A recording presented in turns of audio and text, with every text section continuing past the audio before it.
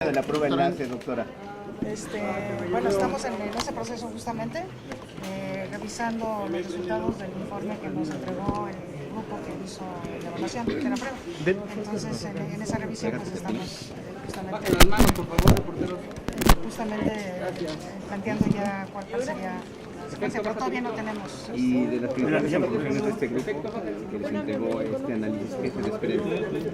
Bueno, se desprende que sí conviene hacer una serie de revisiones a la manera como estamos evaluando a los alumnos, sobre todo que tenemos que tener muchísimo cuidado en las consecuencias que le damos a estas pruebas y que tenemos que controlar la manera como se aplican las pruebas de manera que podamos tener la confianza de que efectivamente lo que nos están diciendo está reflejando la realidad. De los 6 puntos que acaba de exponer el día de hoy, quizá la inequidad sea el principal problema. Así es. De las recomendaciones que usted plantea, o que el INE plantea, ¿cuáles serían quizá las más destacadas? Yo creo que la más importante en relación con el hecho de que la equidad es un problema que nosotros vemos como el más importante y además es como el motivo fundamental de todas las demás recomendaciones, ¿verdad?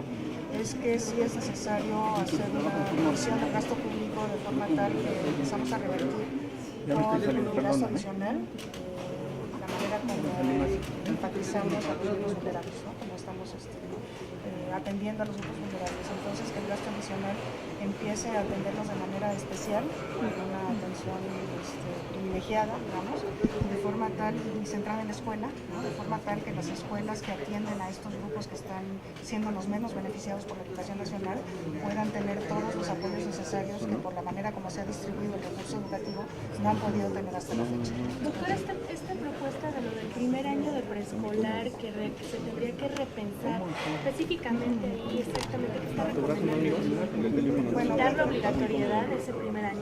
No necesariamente quitar la obligatoriedad, pero no necesariamente escolarizarlo. En algunos lugares será necesario escolarizar ese primer año, pero la obligatoriedad no debería estar atada a la escolarización. México tiene desarrollados programas de educación no formal para pequeña infancia, fundamentalmente atendiendo a los padres de familia de los niños pequeños, y pensamos que en muchos lugares quizás es más adecuado trabajar con los padres para que los padres sean capaces de atender el desarrollo y el crecimiento de sus hijos, que tratar de escolarizar a todos los niños, cosa que todavía, a pesar de que el primer año de preescolar es obligatorio desde 2008, pues estamos lejos de lograrlo. Oiga, doctora, de los más de 2.400 municipios que hay en el país, ¿en qué porcentaje hay rezago educativo? No sabría decirlo, no tengo ese dato. Bueno, ¿en qué estado se refleja más esto con lo que usted decía en su informe? En el primer punto de los 6 nodos. Sí, están perfectamente identificados los lugares en donde hay rezago, ¿verdad? Generalmente pues son las zonas de alta marginalidad. CONAPO mismo las identifica. Desgraciadamente pues hay una relación entre escolaridad y nivel de marginalidad de la zona donde uno nace. Comentaste, doctora, en torno al tema concreto de la deserción. ¿Qué tan grave es? ¿Qué tan dañino? Y sobre todo las proyecciones que tiene el instituto, ¿cómo va a atacar este problema? Sí, es un problema grave. Es un problema grave porque en este momento la mitad de nuestra población pues no está en el nivel de educación obligatoria, ¿no? Teniendo la edad para estarlo. Y esa población, casi toda ella, estuvo en alguna ocasión en la escuela. O sea, es población desertora, ¿no? Esta mitad de la población que no está de 15 a 17 años que no está en la educación media superior. Entonces, pues el problema de la deserción es que una vez que uno deserta es muy difícil que otro sistema educativo no formal lo capte. Entonces es como irreversible el asunto de la deserción. Entonces, por eso nos parece que hay que tomar medidas muy importantes para prevenir la deserción. Una manera de hacerlo es revisando la relevancia de la educación que estamos dando, que tiene mucho que ver con la homogeneidad de nuestros programas educativos, de nuestros currícula y de la forma de organización de la escuela. Entonces hay que revisar si los modelos homogéneos son los mejores o si deberíamos diversificar modelos. Tenemos que revisar la relevancia de la educación que estamos ofreciendo. Tenemos que abatir la reprobación, porque la reprobación es la antesala a la deserción. Y bueno, pues abatirla no por abatirla, sino prevenirla. En la numeralia, doctor, en la numeralia, doctora, ¿cuánto es el 50% y aproximadamente de qué edad estamos hablando? Si tenemos el dato. El 50% de los muchachos de 15 a 17 años no están en eso. ¿Cuántas personas? ¿Cuántos millones son? Ese dato sí no lo tengo, pero pues deben de ser alrededor de... Debe ser como 1,5 millones de personas, pero no me crean mucho. Que ya es irreversible, lamentablemente.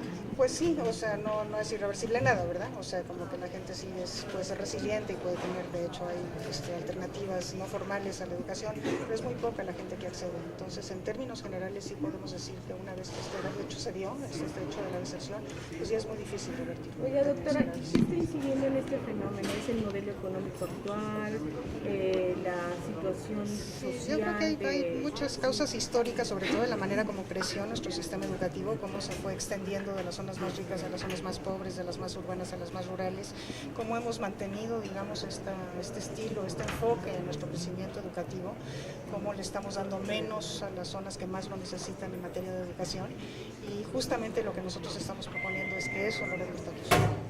Se habla de contenidos, perdóneme doctora, ¿qué pasa?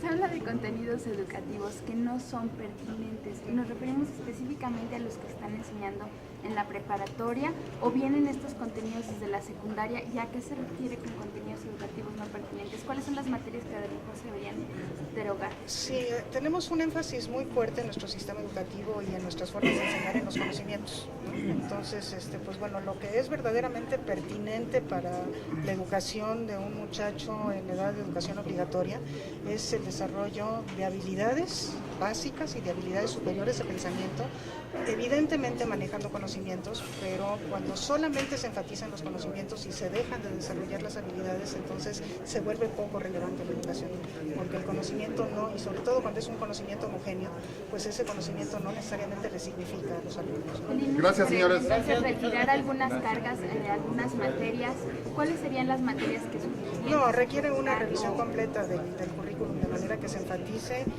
la adquisición de habilidades, el desarrollo de valores y el trabajo en conocimientos que sean significativos para los alumnos específicos. Gracias, señores. Muy amables, señores. Gracias, muy amables, señores.